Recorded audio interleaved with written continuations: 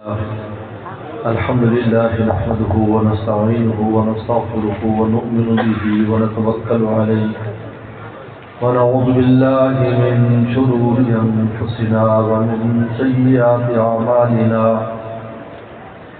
من يهده الله فلا مضل له ومن يضلل فلا هادي له ونشهد أن لا إله إلا الله وحده لا شريك له ونشهد أن سيدنا وسندنا وحبيبنا وشفيعنا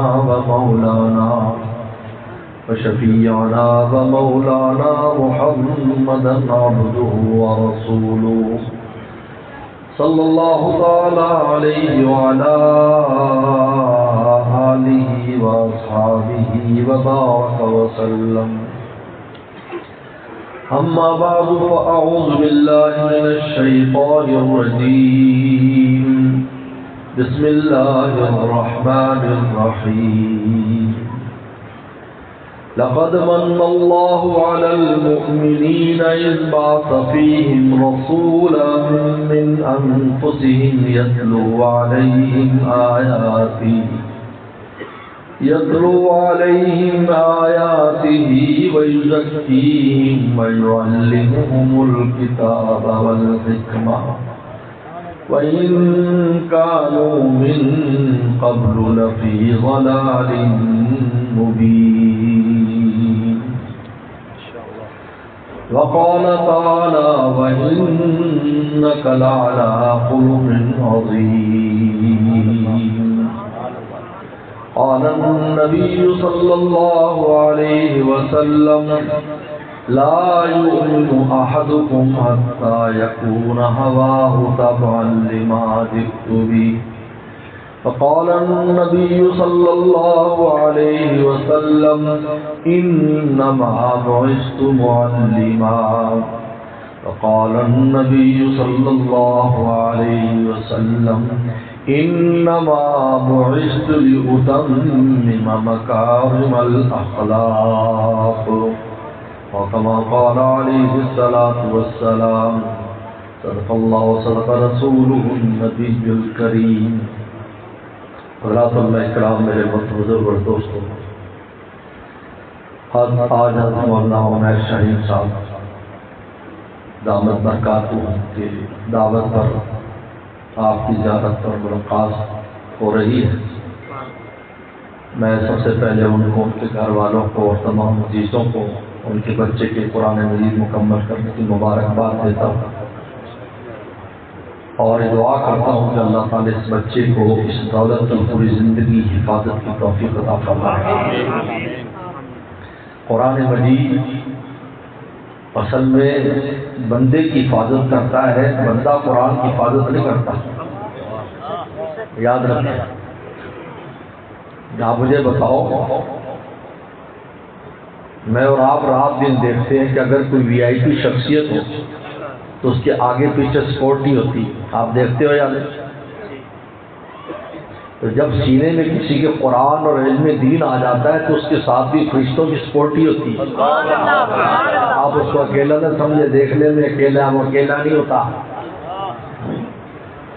حضرت ابراہیم بن ادم رحمۃ اللہ علیہ جنگل میں جب گئے تو ڈر گئے کسی جانور سے، تو آواز آئی 70,000 فرشتہ تیرے ساتھ ہے، تو مخلوق سے ڈرتا ہے. اس لیے کہ اس میں شاہی خزانہ ہے، جہاں شاہی خزانہ ہوگا تو اس کی حفاظت شاہ کے ذمہ خود حفاظت کرے. تو الحمدللہ یہ بہت بڑا اللہ کا فضل ہے کہ اللہ اولادوں کو علم دین عطا فرمائے اور قرآن کی، خصوصاً قرآن کی دولت بہت بڑی دولت ہے، معمولی دولت نہیں. پیغمبر اسلام کے مقاصد میں، بس بیٹھ جاؤ بیٹا، بس ہم حرکت نہ کرو تو چھوٹے ہو، بیٹھ جاؤ، بیٹھ جاؤ. آپ کے مقاصد میں سب سے پہلا مقصد یہ کہا ہے قرآن نے، یتلو علیم آیاتی. ہمارا محبوب قرآن پڑھ کر سناتا ہے، تلاوت آیات ہے. یتلو علیم آیاتی، یہ تلاوت اتنی آسان نہیں ہے جو میں اور آپ اب کر رہے ہیں، اور یہ سننا بھی آسان نہیں ہے. لیکن اللہ فرماتے وَلَقَدْ يَسَّرْنَا الْقُرْآنَ، ہم نے قرآن کو آسان کر دیا ہے. ورنہ تم اتنا آسان نہ سمجھو، نہ اس کا پڑھنا آسان ہے، نہ سننا آسان ہے، نہ سمجھنا آسان ہے، نہ یاد کرنا آسان ہے۔ تمہاری زبان تمہارا قلب اس کا بوجھ اٹھا سکے جس کو قرآن کہتا ہے وَلَوْ أَنزَلْنَا هَذَا الْقُرْآنَ عَلَىٰ جَبَلٍ لَرَأَيْتَهُ خَاشِعًا مُتَصَدِّعًا مِنْ خَشْيَةِ اللَّهِ، پہاڑ پھٹ جائے، تم خلق الانسان ضعیفا، پھر اس کمزور انسان کے سینے میں جمع ہوتا ہے، اس کی زبان پڑتی ہے وَلَقَدْ يَسَّرْنَا الْقُرْآنَ، ہم نے آسان کیا ہے، اللہ خود فرما رہے ہیں وَلَقَدْ يَسَّرْنَا لِلذِّكْرِ فَهَلْ مِن مُدَّكِرٍ، اور ذکر کے دو معنی مفسرین نے لکھے ہیں، ذکر کے ایک معنی یاد کرنا، ذکر کا معنی نصیحت پکڑنا، یعنی اس کا سمجھنا ہم نے آسان کر دیا ہے کہ قرآن سمجھ میں آ جاتا ہے، ورنہ یہ آسان نہیں ہے۔ اگر آسان ہوتا تو یعلم الکتاب کہا جاتا کہ ہمارا نبی ان صحابہ کو جو عرب العربہ ہیں، عربوں کے اندر بھی سب سے اونچے درجے کے عرب ہیں، ان کو ہمارا پیغمبر قرآن سمجھاتا ہے، وہ خود نہیں سمجھ سکتے، ان کو پیغمبر سمجھاتا ہے۔ حالانکہ عربی تو جانتے ہیں، آج لوگ کہتے ہیں جی استاد کی ضرورت نہیں، استاد کی ضرورت نہیں ہے، خود سمجھ لو، کیسے خود سمجھ لو بھائی؟ صحابہ اکرام تو عربی جانتے تھے، ان کے لیے کیوں کہا یعلم الکتاب، ہمارا نبی ان کو کتاب سمجھاتا ہے۔ تعلیم کتاب سے مراد ہے قرآن مجید کو سمجھانا، اس کے کیا معنی، ان آیات کے کیا معنی ہیں؟ اگر پیغمبر کی ذات نہ ہوتی تو قرآن کوئی نہیں سمجھ سکتا تھا، آپ نے سمجھایا۔ یوم کتاب قرآن کا تقیم الصلاۃ، نماز قائم کرو، نبی نے کہا آؤ میں بتاتا ہوں نماز کیسے قائم ہوتی ہے، آؤ صلو کما رأیتمونی صلی، ایسے پڑھو جیسے میں پڑھتا ہوں، میں بتاتا ہوں۔ اتم الحج للہ، اللہ کے حج مکمل کرو، حج کیا ہوتا ہے میں سمجھاتا ہوں، زکوٰۃ کیا ہوتی ہے میں سمجھاتا ہوں، جہاد کیا ہوتا ہے میں سمجھاتا ہوں۔ یعلم الکتاب والحکمہ یتلو علیہم آیات، یہ سب سے پہلی تلاوت آیات ہے۔ آپ کے مقاصد میں لقد من اللہ، اللہ تعالیٰ نے فرمایا بہت بڑا احسان ہے ہمارا ایمان والوں پر، سب سے پہلا احسان من انفسہم، ہم نے تمہیں میں سے محبوب کو بھیجا ہے تاکہ تمہارے دکھ درد کو سمجھ سکے۔ اگر پیغمبر صلی اللہ علیہ وسلم ان حالات سے نہ گزرتے جو ایک یتیم پر پیش آتے ہیں، ایک غریب پر پیش آتے ہیں، ایک مظلوم پر پیش آتے ہیں، اگر آپ ان سے نہ گزرتے تو پھر امت کو کیسے حل بتاتے؟ تاکہ ہمارا محبوب وہ ہے جو ان تمام حالات سے گزرا ہے، وہ یتیم کے دکھ کو بھی سمجھتا ہے، وہ بیوہ کے دکھ کو بھی سمجھتا ہے، وہ غریب کے دکھ کو بھی سمجھتا ہے، وہ اپنوں کے دکھ کو بھی سمجھتا ہے، وہ غیروں کے دکھ کو بھی سمجھتا ہے۔ فرمایا من انفسہم، ہم نے تمہیں میں سے ایک محبوب بھیجا ہے تاکہ تمہارے دکھ درد کو سمجھے اور پھر اس کا مداوع کرے، دنیا کے اعتبار سے بھی اور آخرت کے اعتبار سے بھی۔ سبحان اللہ، وہاں کے لیے بھی تمہاری ترتیبیں بنا دی ہمارے محبوب نے، اور یہاں کے لیے بھی ترتیبیں بنا دی۔ یہاں بھی بتا دیا کہ تمہاری دنیا کی زندگی اعلیٰ کیسی ہوگی، اور بتا دے تمہیں آخرت اعلیٰ کیسی ہوگی۔ خزانے تقسیم کر دی، خزانے، رات دن خزانے تقسیم کیے رسول اللہ صلی اللہ علیہ وسلم۔ صحابہ آتے تھے، اللہ نبی، کتنے واقعات ہیں، ہر فرمایا 70,000 میری امت کے بغیر حساب کتاب کے جنت میں جائیں، صحابی کھڑے رضی اللہ عنہ، دعا کیجئے میں ہو جاؤں، کہا جا ہو گیا، یہ خزانہ نہیں تو کیا ہے، جا ہو گیا۔ ہر فرمایا میری امت کے لوگوں کو میں نے خواب میں دیکھا کہ کشتی پر سوار ہیں، بادشاہوں کی طرح بیٹھے ہیں، قسطنطنیہ کے جہاد کے لیے جا رہے ہیں، ان کے لیے جنت واجب ہو گئی۔ حضرت ام حرام بنت ملحان جن کے گھر میں آپ آئے تھے، یہ ام حرام بنت ملحان اور ام سلیم اور ایک اور 3 وہ عورتیں ہیں جو حضرت آمنہ بی بی آمنہ کے ساتھ جنہوں نے دودھ پیا ہے، یہ پیغمبر اسلام کی رضائی خالائیں ہیں۔ جب رسول اللہ ان کے گھر میں آتے جاتے تھے کیونکہ خالہ ہے، الخالۃ بمنزلۃ الام، فرمایا خالہ ماں کی طرح ہوتی ہے۔ آپ ان کے گھر میں آتے تھے، وہ آپ کے ساتھ محبت کا معاملہ کرتے، آپ ان کے گھر آتے تھے، یعنی ماں کا حق ادا کرنے کے لیے، کیونکہ میری ماں کی بہنیں ہیں۔ یہ آپ کا طریقہ ہے، ہم تو آج پوچھتے نہیں ہیں کہ سادہ کی تعلق ہے، استغفر اللہ۔ حالانکہ حدیث میں آتا ہے اپنے بچوں کو رشتہ داریوں کا علم سکھایا کرو کہ تمہارے کون کون سے رشتہ دار ہیں۔ ہم تو اس گلی سے نہیں گزرنے دیتے جہاں کوئی رشتے دار ہے بچے کو، ادھر نہ گزری ادھر ٹری ادھر نہ جاتے. آپ سمجھتے ہو پنجابی کے نہیں؟ پنجابی سمجھتے ہو؟ سرائکی سمجھتے ہو؟ اتوں مانجو تھانو نہ مانجو، چلو دونوں کا باتیں ہوں گی.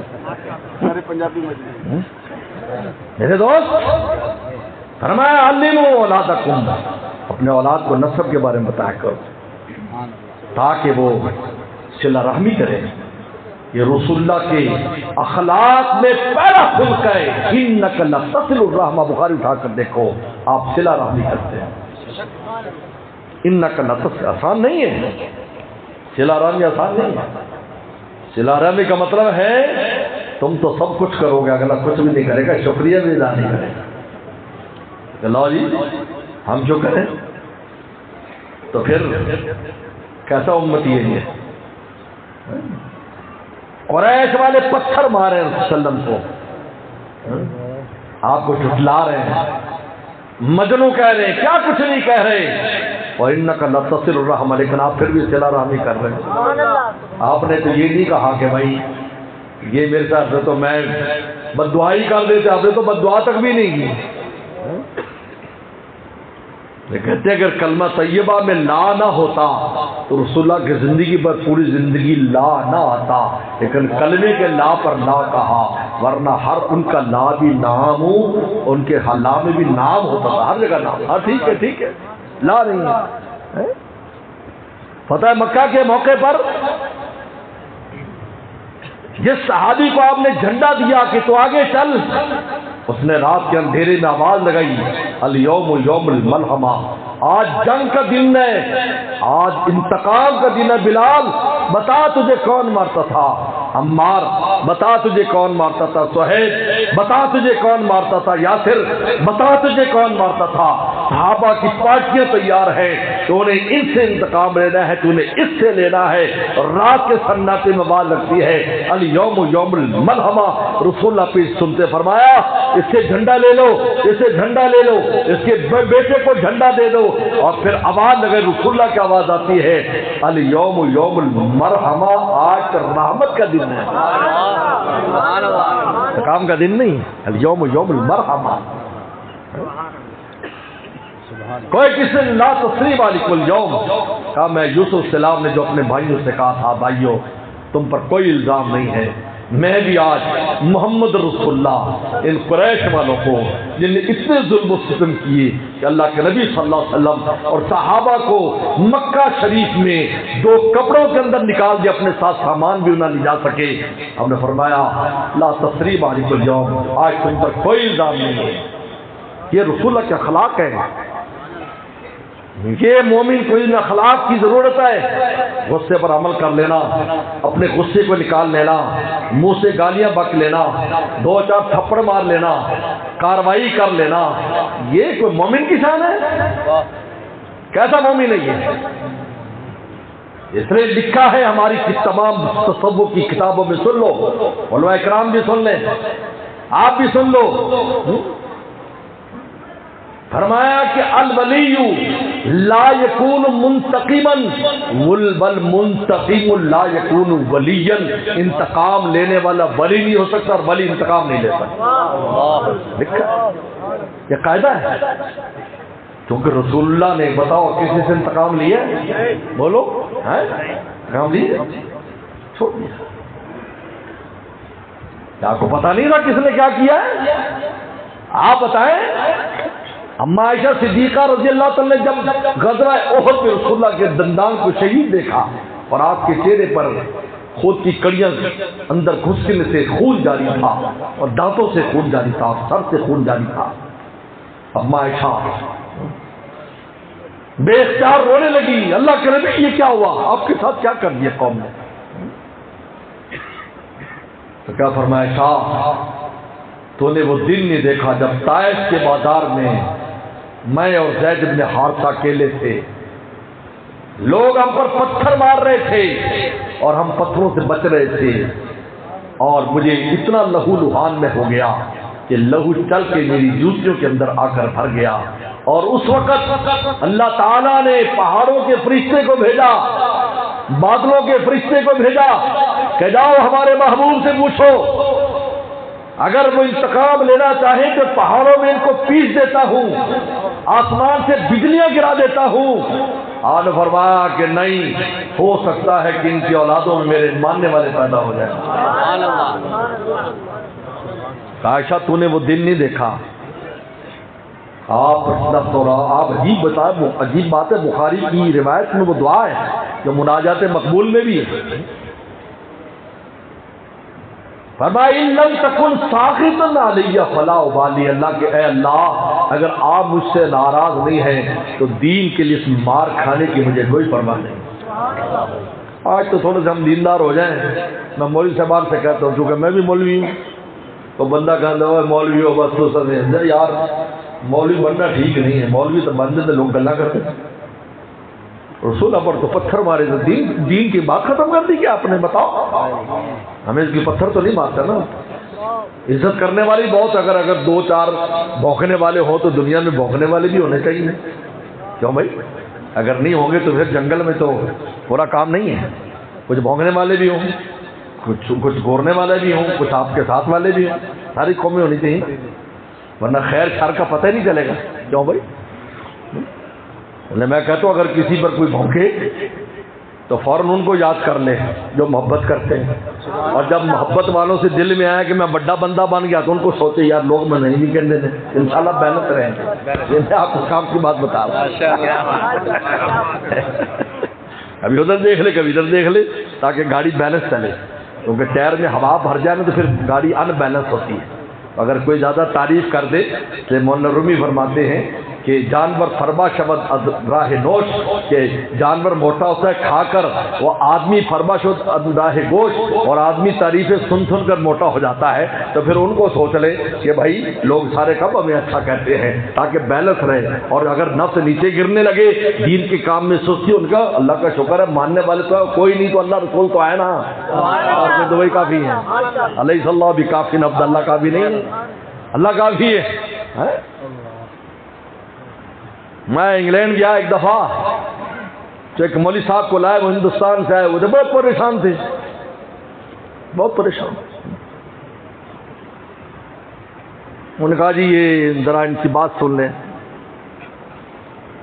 وہ مجھ سے کم عمر تھے، انہوں نے کہا یہ میرا مدرسہ ہندوستان میں ہے، لوگ بہت پریشان کرتے، اتنی تشویش، یہ مسئلہ سمجھ نہیں آتا، ہم اخلاص سے کام کر رہے ہیں اور لوگوں کے فائدے کے لیے کام کر رہے ہیں، کہاں سے ہم پیسہ لا کر مدرسہ چلاتے ہیں، ان لوگوں کے بچوں کو پڑھاتے ہیں، پھر بھی لوگ ہمیں نہیں چھوڑتے، بلکہ بچوں کے ماں باپ بھی ہمیں نہیں چھوڑتے، ہمارے خلاف باتیں کرتے ہیں، بڑی تشویش ہے، تو دل چاہتا ہے کہ کام چھوڑ دیں۔ تو میں نے کہا کہ بھائی یہ تجھے کس نے کہا ہے کہ اطمینان قلبی کے ساتھ دین کا کام کرو گے تو قبول ہوگا؟ پیغمبر اسلام کو مکہ میں مشرکین نے ستایا اور مدینہ میں منافقین اور یہودیوں نے ستایا،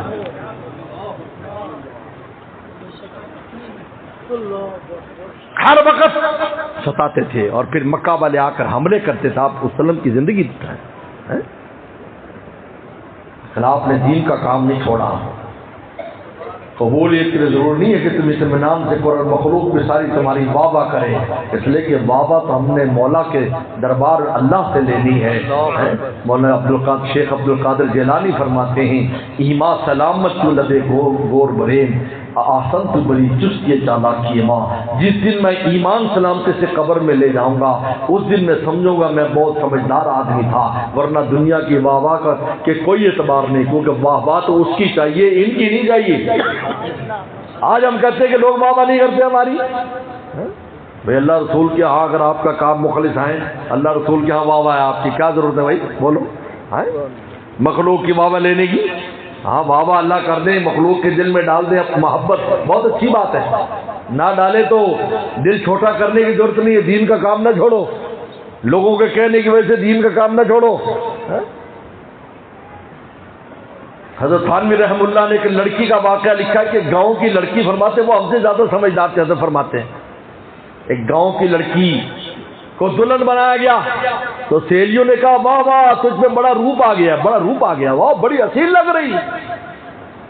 میں نے کہا چپ کرو، تمہاری آنکھ کا اعتبار نہیں ہے، جب میرا شوہر کہے گا تو حسین ہے تو تب مجھے چین آئے گا، تمہارے کہنے کے کیا اعتبار ہے۔ حضرت تھانوی فرماتے ہیں آج ہم لوگوں سے بابا لے کر سمجھتے ہیں کہ واقعی ہم مقبول بارگاہ ہیں، کہا کہ تو بارگاہ والا جب کہے گا تم مقبول ہو تو تب قبولیت ہے۔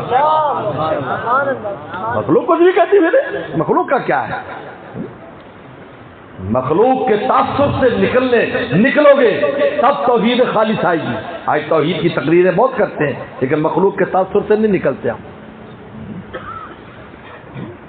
تو پیغمبر سلام نے فرمایا عائشہ صدیقہ رضی اللہ عنہا سے کہ عائشہ تو نے وہ طائف کا دل نہیں دیکھا تو دعا کیا فرمایا اللہم ان لم تکن ساخطا علی فلا ابالی، اگر آپ ناراض نہیں تو مجھے اس مار کھانے کی کوئی پرواہ نہیں ہے۔ گزر گئی جو گزرنا تھی دل پہ مگر، گزر گئی جو گزرنا تھی دل پہ مگر، جو تیری مرضی کے بندے سے لب ہلا نہ سکے۔ آج تو ہم رات دن شکایتیں کرتے ہیں اللہ تعالیٰ کی، یار ایسا ہو گیا ویسا ہو گیا، حضرت صاحب یہ ہو رہا ہے وہ ہو رہا ہے، شکایتیں ہوتی ہیں اور کچھ نہیں ہے۔ اللہ کی ذات کی شکایتیں ہو رہی ہیں، شکر ادا نہیں کرتے۔ ملا سید اکثر شاکرین، قرآن نے کہا اللہ، شیطان نے کہا اللہ تو نے مجھے نکال تو دیا ہے لیکن یہ قوم یہ انسان تیری کھائے گا میری کھائے گا، تیرا شکر ادا نہیں کرے گا۔ پہلے سے کہہ نہ شکری آپ اٹھائیں، ترمذی شریف کی حدیث اٹھائیں، پیغمبر صلی اللہ علیہ وسلم کے معمولات میں لکھا ہے کہ آپ بھائی یہ بند کرو بھی، یہ کیمرہ سامنے، بھائی کیا کرتے ہو تم، ڈسٹرب کرتے ہو بھائی، بند کرو بھائی۔ میں کہوں گا ورنہ کہوں گا ایجنسی والے تجھے لے کر آئے ہیں، آئے ہوں گے دوست ہمارے محبت کرنے والے، ہمارے ساتھ تو بہت ہی محبت ہے خاص کر ان کو، لیکن ایسا نہیں کہ بھئی آپ مجھے ڈسٹرب نہ کرو بھائی۔ ہاں محبت ایک دفعہ تصویر بن گئی، اگر وہ بھی نہیں بنانی چاہیے لیکن بن گئی تو کافی ہے، تو اسی تصویر کے بعد پھر کسی محترمہ کی تصویر چڑھ جاتی ہے، پھر کچھ اور چڑھ جاتا ہے، پھر اور چڑھ جاتا ہے، حضرت صاحب چلے چلے جاتے ہیں، پھر حضرت صاحب ایک دن ڈیلیٹ ہو جاتے ہیں، جب بیٹری بھاری ہو جاتی ہے تو کہتے ہیں ڈیلیٹ کرو، یا حضرت صاحب نے ڈیلیٹ کرو، اس لیے دل میں بساؤ، دل میں جہاں بساؤ۔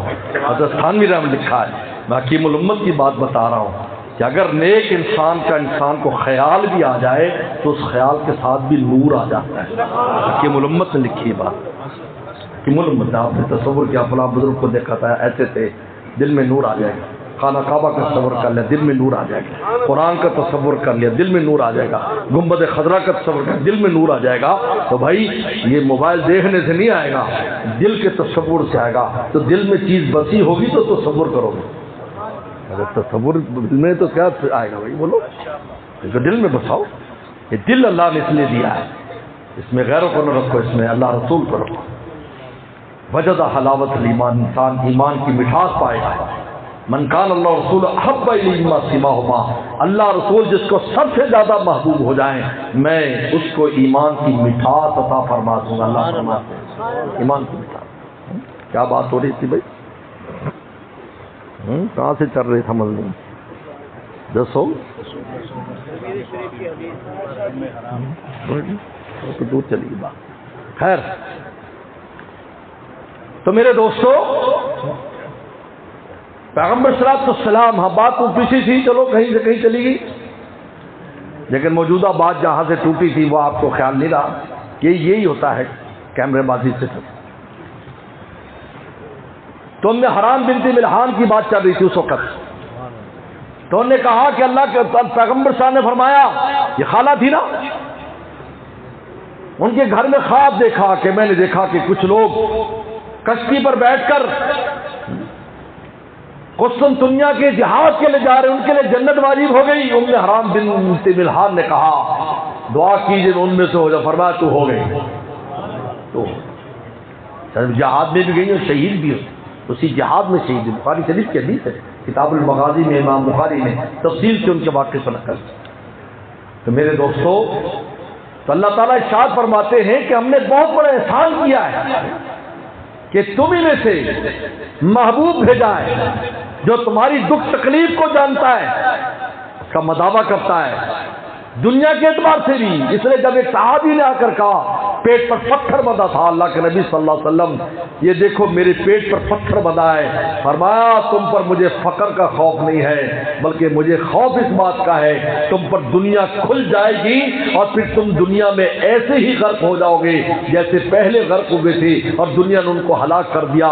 کہا کہ مجھے اپنی امت پر فقر کا خوف نہیں ہے، مال کی کثرت کا خوف ہے کہ اس کی وجہ سے تباہ نہ ہو جائے۔ اور آپ نے فرمایا کہ دیکھ میرے پیٹ پر 2 پتھر بندھے ہیں، پیٹ پر 2 پتھر بندھے تھے۔ پیغمبر اسلام کا جو فقر تھا یہ اختیاری تھا۔ ہمارے ساتھ مفتی ولی حسن ٹونکی رحمۃ اللہ علیہ جامع اسلام میں بنڈول ٹاؤن کراچی کے شیخ الحدیث تھے، فرماتے تھے رسول اللہ صلی اللہ علیہ وسلم کا فقر اختیاری تھا، یہ نہیں ہماری طرح اصراری نہیں تھا۔ ہم تو سب چاہتے ہیں امیر ہو جائیں لیکن امیر ہو نہیں پاتے۔ آپ کا فقر اختیاری تھا، آپ کے ہاتھوں میں خزانوں کی چابیاں دی گئیں۔ آپ نے کہا کہ اللہ مجھے اس کی ضرورت نہیں ہے، میں چاہتا ہوں ایک دن بھوکا رہوں تو صبر کروں، ایک دن پیٹ بھروں تو شکر کروں۔ صبر شکر میں میری گاڑی چلے، صبر شکر میں۔ ہم کہتے نہیں شکر والی گڈی ہونی چاہیے، صبر والی گڈی نہیں چلنی۔ میں تو بتاؤ لائنیں کتنی ہوتی گاڑی کی، جلدی سے بتاؤ، ایک یا 2؟ ایک 2 ہوتی، تو ایک صبر کی لائن ہے، ایک شکر کی لائن ہے، تب گاڑی چلتے ایمان کی اور منزل پہنچی جنت کہ صابر شاکر، کبھی صابر کبھی شاکر۔ یہ حضور فرمایا کہ آپ نے اپنا ذوق بتایا رسول اللہ علیہ وسلم نے، میں چاہتا ہوں کہ ایک دن بھوکا رہوں صبر کروں، ایک دن پیٹ بھروں تو شکر کروں۔ اور فرمایا امتی پر یہ حالات آ جائیں تو اللہ معاف فرمائے۔ میں ابھی اصل میں ترمذی کی حدیث میں بیان کر رہا تھا، یاد آ گئی، آ جاتی ہے کبھی اسٹیشن کا ہاتھ سے ہوا پھر اللہ یاد کرا دیتے کہ پیغمبر سلام اشراق کے وقت گھر آتے تھے، مسجد میں بیٹھتے تھے، اشراق کے بعد کبھی کبھی چاش کا وقت بھی ہو جاتا تھا، لیکن یاد رکھو اشراق کے فوراً بعد چاش کا ٹائم شروع ہو جاتا ہے، دیر کرنے کی ضرورت نہیں ہے۔ یہ حضرت گنگوہی رحمہ اللہ نے لکھا ہے، علمی بات ہے۔ جس طرح عشاء پڑھتے ہی وتر کا وقت شروع ہو جاتا ہے، پھر آپ کی مرضی ہے تہجد میں پڑھے یا فوری پڑھے، اسی طرح اشراق پڑھتے ہی چاش کا ٹائم ہو جاتا ہے۔ لہذا اگر آپ مسجد میں ہیں تو اسی کے ساتھ 4 رکعت پڑھ لیں تو چاش بھی ہو جائے گی آپ کی، اور اگر آپ بعد میں پڑھنا چاہتے ہیں تو بعد میں زوال سے پہلے بھی پڑھ سکتے ہیں، یہ دونوں، لیکن ٹائم اس کا اشراق کے فوراً بعد۔ حضرت گنگوہی رحمۃ اللہ علیہ کی تحقیق یہ ہے کہ اس کے فوراً بعد شروع ہو جاتا ہے۔ لہٰذا ان لوگ دوستوں سے جو ان معاملات کو کرتے ہیں اللہ نے ان کو توفیق دی ہے، اور نفل پڑھنے چاہیے۔ ہم مولوی لوگ اس میں بڑے سوچتے ہیں، اللہ معاف کرے، مولوی کہتے ہیں نفل ہی تو ہے نا۔ حضرت تھانوی نے فرمایا ایک آدمی تھا، اس کے 2 نوکر تھے، نواب صاحب کے 2 نوکر تھے، نواب صاحب کے کھیتوں میں کام کرتے تھے۔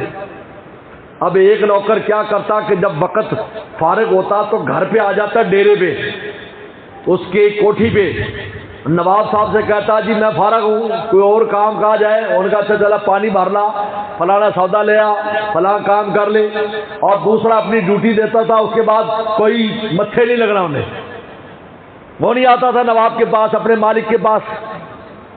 اب یہ نواب صاحب گئے حج کرنے، حج سے واپس آئے تو وہ جو نوکر آتا جاتا رہتا تھا، زائد کام کرتا تھا تو اس کو تحفے طائر زیادہ دیے، اور وہ جو دوسرا تھا اس کو تحفے کم دیے، تو اس نے شکایت کی، انہوں نے کہا ہم دونوں برابر کے نوکر ہیں، اس کو تحفے زیادہ دیے مجھے کم دیے۔ انہوں نے کہا بھائی وہ اپنے ٹائم میں سے بھی میری خدمت کے لیے ٹائم لگاتا ہے، اس سے مجھے پیار ہو گیا، اس لیے میں نے تحفے زیادہ دے دیے۔ حضرت تھانوی فرماتے ہیں فرض نماز پڑھنا اور سنت مؤکدہ پڑھنا اور واجب پڑھنا یہ تو تیری ڈیوٹی ہے، جب تو نفل پڑھتا ہے تو خدا کو تجھ سے پیار ہو جاتا ہے۔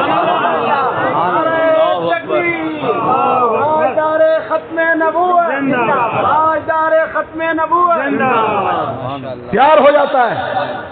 چنانچہ بخاری شریف میں آتا ہے کہ ایک آدمی نوافل کے ذریعے میرا قرب حاصل کرتا ہے، یہاں تک کہ وہ 1 بالش میرے قریب ہوتا ہو تو میں 2 بالش ہو جاتا ہوں، وہ 1 ہاتھ قریب ہوتا ہے میں 2 ہاتھ ہو جاتا ہوں، وہ چل کے آتا ہے میں دوڑ کے آتا ہوں، اور پھر میں اس کی آنکھ بن جاتا ہوں جس سے دیکھتا ہے، اس کی زبان بن جاتا ہوں جس سے بولتا ہے، اس کے کان بن جاتا ہوں جس سے سنتا ہے، اس کے ہاتھ پاؤں بن جاتا ہوں جس سے کام لیتا ہے۔ یعنی کیا مطلب، اب اس بندے کا کوئی کام بھی میری مرضی کے بغیر نہیں۔ میں جو بلواتا ہوں بولتا ہے، جو سنواتا ہوں سنتا ہے، جو کرواتا ہوں وہ کرتا ہے، ہر کام اس کا ہے۔ چنانچہ حکیم الامت خان میں اللہ کے حالات میں لکھا ہے، فرمایا کہ میرے دل میں ہر وقت آواز آتا اشرف علی یہ کر، اشرف علی یہ نہ کر، یہ کر، یہ نہ کر۔ اور پھر یہ شعر پڑا کرتے تھے، ہم تم ہی بس آگاہ سے ربط خفی سے، ہم تم ہی بس آگاہ سے ربط خفی سے، معلوم کسی اور کو یہ راز نہیں ہے باتیں، ہم تم ہی بس آگاہ سے ربط خفی سے، معلوم کسی اور کو راز نہیں ہے، ہمدم تو تم سا کوئی ہمدم کوئی دمساز نہیں ہے، باتیں تو ہر دم مگر آواز نہیں ہے، باتیں تو ہر دم مگر آواز نہیں۔ تو خیر پیغمبر السلام کبھی تاج کے ٹائم آتے، کبھی اشراق کے وقت آ کر پوچھے حمیرہ، یہ محبت کا نام رکھا تھا اما عائشہ صدیقہ نے، اب یہ بھی سنت ہے اپنی بیگم کا کوئی پیارا سا نام رکھے، کیا رکھ لیں پیارا سا۔ تو لکھا تھا نا کسی نے، عورت نے موبائل چیک کیا تو اس میں ایک نمبر دیکھا جس کے اوپر لکھا تھا لڑاکا، کیا لکھا تھا لڑاکا۔ عورتیں تو بہت شکی ہوتی ہیں، انہیں کیا لگتا ہے یہ کسی کا کوڈ ورڈ رکھا ہے کسی اور محبوبہ کا، لڑاکا۔ تو اس نے اس نمبر کو جب سیو کیا تو ان کا آدھا فون بجا، تو پھر انہوں نے جو کچھ کیتا بندے نہ وہ پھر بندے کو پتا ہے سنت ہے تو محبت سے نام رکھے کیونکہ پیار کا رشتہ ہے۔ حمیرہ کھانے کو کچھ ہے، یہ روزانہ کا معمول ہے، کھانے کو کچھ ہے، لا یا رسول اللہ گھر میں کچھ نہیں۔ تو مسکرا کے فرماتے عائشہ انی صائم، میں نے روزہ رکھ لیا۔ کیا رکھ لیا؟ یہ نہیں کہ دیکھو بھائی کیا ہے روزانہ گھر میں نہ کھانے کو کچھ ہے، نہ یہ ہے نہ وہ ہے۔ آج اللہ کو معاف کرو ہمارے یہاں کے کچھ 2-4 دن انڈے نہ ہیں، گھر میں نہ لا سکے، گھر میں انڈے نہ ہوں، دال سے ناشتہ کرنا پڑ جائے یا اچار سے یا چٹنی سے، تو وزیر اعظم اور صدر سے لے کر نیچے محلے کا کونسلر تک، اور اس کے بعد پھر پتہ نہیں سارا رگڑا دے کے پھر اس انڈے کا وہ جو ہے نا ہمارا درد ٹھنڈا ہوتا ہے۔ اور میاں اگر اللہ ہی تجھے انڈا نہیں کھلانا چاہتے تو کون تجھے انڈا کھلائے گا؟ مجھے بتا، کبھی سوچا ہے تم نے؟ کبھی سوچا ہے؟ آپ نے سوچا کبھی؟ جب ہر دانے پر مہر لگی ہے، مہر لگی ہے، کیسے کھاؤ گے؟ کیسے کھاؤ گے؟ ہوگا بھی تو نہیں کھا سکو گے، ہوگا بھی نہیں کھا، ہوگا نہیں کھا سکو گے کیونکہ وہ نہیں چاہتے۔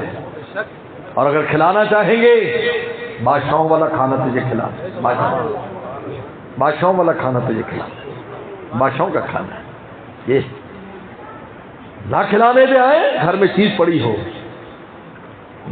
ہمارے استاد ڈاکٹر عبدالرزاق صاحب سکندر رحمۃ اللہ علیہ ہم ایک واقعہ سنایا کرتے ہیں، یہ جو فورڈ ہے نا، فورڈ ٹرک، فورڈ ٹریکٹر، یہ دنیا کی سب سے قدیم کمپنی ہے گاڑیاں بنانے کی، سب سے قدیم یہ کمپنی، ان نے سب سے پہلے ٹرک وغیرہ اور ایسی چیزیں بنائی فورڈ، یہ لندن کی، انگلینڈ کی، یہ سارے جاپان والے سب بعد میں ہیں، سب ان کے بچے ہیں، پہلے وہی بنتی تھی۔ تو اس فورڈ کے کمپنی کا جو اس وقت مالک تھا اس کو ایسی بیماری ہو گئی تھی کہ 24 گھنٹے میں ڈبل روٹی کا ایک ٹکڑا کھا سکتا تھا صرف، اور یہ جو بڈھا تھا کوئی جوان تھا، بیماری ایسی، بس اس کے ساتھ تھوڑا بہت جوس پی لیتا، تو جب بریک ہوتی نا چھٹی فیکٹری کی، اور اس وقت فش اینڈ چپس جو ہے یہ انگریزوں کا مرغوب کھانا ہے، ہمارے یہاں بھی آ گیا fish and chips. Fish and chips کیوں؟ فش میں مچھلی، چپس آلو کے بنتے ہیں، کیونکہ وہاں دو ہی چیزیں ملتی تھی انگلینڈ میں۔ آج جو بادشاہ بنے ہوئے نا انگریز، ان کے دو چیزیں ملتی تھی، یا آلو ہوتا تھا یا مچھلی ہوتی تھی، سمندر سے مچھلی پکڑتے تھے، آلو اگاتے تھے، آلو کے چپس بناتے تھے، اور یہ روٹی پانی آم، یہ جو جتنے مزے ہم یہاں کر رہے ہیں یہ سارے تو بعد میں لوٹ مار کے بعد ان کو پتا چلا کہ سارے مزے تو یہی کر رہے ہیں، ہمیں غریب کر کے سارا کچھ لے گئے۔ ہمارے راول پنڈی کے ایک دوست نے بتایا کہ ایک انگریز نہیں آئی وہاں راول پنڈی میں، سبزی منڈی لے گئے اس کو سیر کے لیے، اب سبزی منڈی میں فروٹوں کے ڈھیر لگے پڑے، وہ مالٹوں کا ڈھیر لگا پڑا ہے ادھر جناب، آموں کا ڈھیر، امرود۔ وہ کہنے لگے یہ غریب ملک ہے، ہمارے ہاں تو ڈبے کے اندر ملتے ہیں۔ میں ابھی انگلینڈ 2 مہینے پہلے انگلینڈ گیا تھا جولائی میں، تو وہاں پر ایک میں گیا بازار میں، انہوں نے کہا جی یہ چوسا آم آیا ہوا ہے جی پاکستان سے، 6 آم سی جو انہوں کی قیمت 2-3 ہزار روپے سے، 6 آموں کی۔ انہوں نے جب یہاں دیکھا کہ ڈھیر لگے ہوئے، انہوں نے کہا یہ تو بڑا امیر ملک ہے، میں کہتے پاکستان غریب ملک ہے، ایسے فروٹ کھاتے ہیں یہ لوگ ریڈیو کے اوپر۔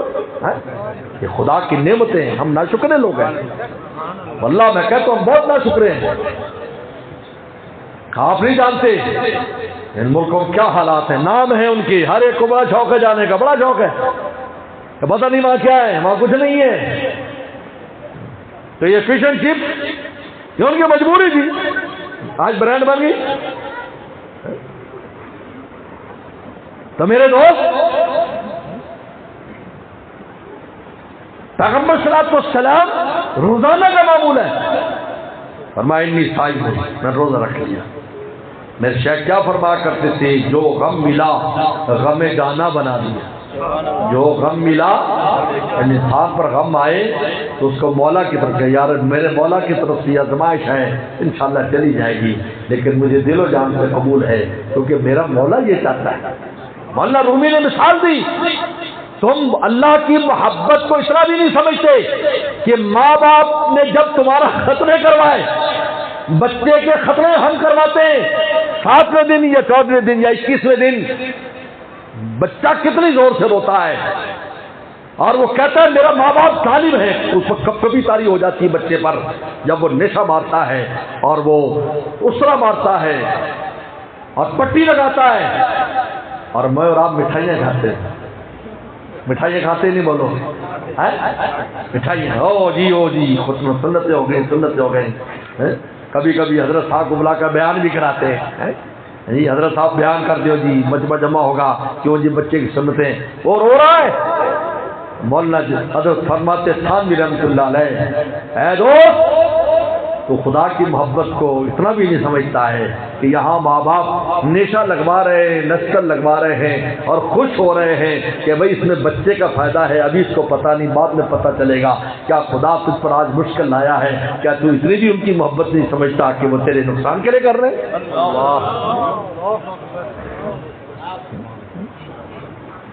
جو غم ملا غم جانا بنا دیا، جو غم ملا غم جانا بنا دیا، آلام روزگار کو آسان بنا دیا، آلام روزگار کو آسان کر دیا۔ بس میرے دوستو، بس اتنا ہی بیان کرنا تھا، کافی ہے۔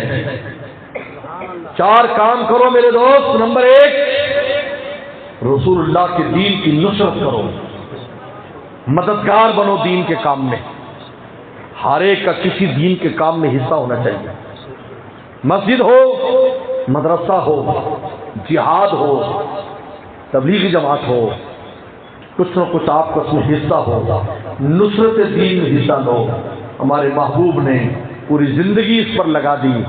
میرے شیخ فرمایا کرتے تھے، ہم علماء جو آج کہتے ہیں کہ ہم ٹائم دے رہے ہیں، ہم تھوڑی تھوڑی تنخواہ پر قربانیاں دے رہے ہیں، کہا کہ پوری دنیا کے تقدس، پوری دنیا کا مال، پوری دنیا کے علماء صلح اکٹھے ہو جائیں، پیغمبر اسلام کے ایک خون کے قطرے کی قیمت نہیں دے سکتے۔ لیکن آپ دیکھیں کہ رسول اللہ کا پہاڑوں کے اوپر کیسے خون دین کے لیے گرا ہے۔ نصرت دین میں چلو۔ نمبر 2، حضور صلی اللہ علیہ وسلم کے طریقے کو اپناؤ۔ ہر کام میں دیکھو کہ رسول اللہ نے کام کیسے کیا ہے۔ علماء سے پوچھو، علماء سے بتائیں گے آپ کیسے کیا۔ ان حضرات سے پوچھو یا وارث ہے، کیوں آپ نے فرمایا وارث ہے؟ جنازوں پر تو بات سمجھ میں آتی ہے، دیکھو بھائی فلاں فوت ہو گیا، اس کا وارث فلانا پتر موجود ہے، لین دین کا معاملہ اس سے کر لو۔ رسول اللہ فرمایا میں تو جا رہا ہوں، میرا مال لینا ہو تو علماء کی جماعت چھوڑ کے جا رہا ہوں، وارثوں سے لے لو جا، سبحان اللہ، وہاں ملے گا۔ نمبر 3، آپ کے لاہ دین پر جو عمل کرو، نماز پڑھو، تلاوت کرو، روزے رکھو، حج کے جن پر حج فرض ہے حج کرو، زکوٰۃ ہو زکوٰۃ دو، عشر والے عشر دے، عوامی پر عمل کرو، ما آتاکم الرسول فخذوہ، جو رسول اللہ صلی اللہ علیہ وسلم لے کر آیا ان کو پکڑ لو اس کو۔ اور نمبر 4، رسول اللہ نے اور اللہ نے جن باتوں سے منع کیا اس کو چھوڑ دو، چھوڑ دو، شیطان کا راستہ چھوڑ دو، یہ کام آنے والا نہیں ہے، اللہ رسول کو ناراض نہ کرو۔ آپ نے فرمایا کہ متقی انسان، تقوی والا انسان دنیا میں جہاں بھی ہوگا قیامت کے دن میرے ساتھ ہوگا۔ متقی وہ ہے جو گناہ نہ کرے۔ اور آپ تو رسول اللہ کا ساتھ چاہتے ہیں، آپ علیہ السلام کا ساتھ چاہتے ہیں، 2 کام ضروری ہے فرائض کے بعد، ایک آپ کی سنتوں پر چلنا اور ایک گناہ سے بچنا۔ یہ 2 کام اگر کرو گے تم تو رسول اللہ فرماتے قیامت کی میرے ساتھ ہوگا، ہر دنیا میں کہیں بھی ہوگی۔ بس میرے دوستو میں اسی پر ختم کرتا ہوں۔ وآخر دعوانا ان الحمدللہ۔